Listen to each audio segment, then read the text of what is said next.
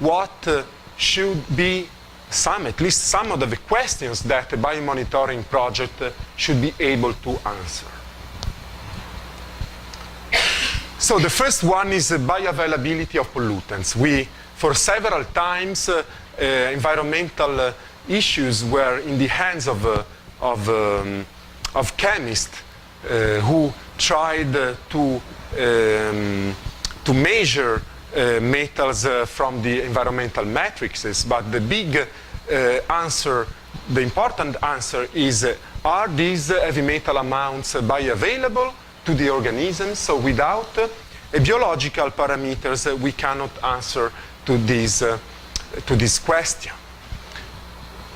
So if any pollutant is present, we should be able to find out a connection with bioavailability to the organisms, such as bioaccumulation, or better, are these concentrations able to produce any biological effects?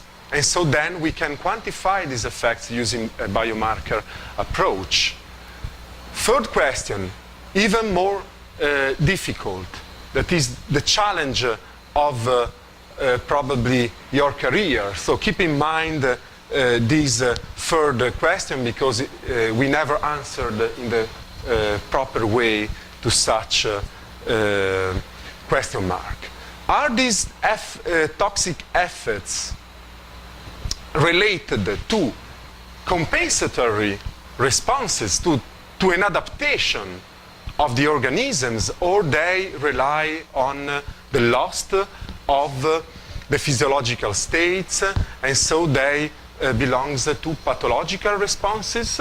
We must be able to answer to these important questions, because, of course, when the bacteria are exposed to a different environment, could be presence of toxic compounds, can be the presence of osmotic or hypoosmotic environments. There are several thousands of variables that change, because the organisms must adapt to the new conditions, but adaptations mean the possibility to survive.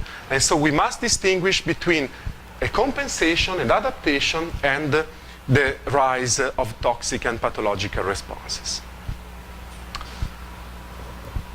Last but not least, will I be able to say something about the health status of the ecosystems to stakeholders?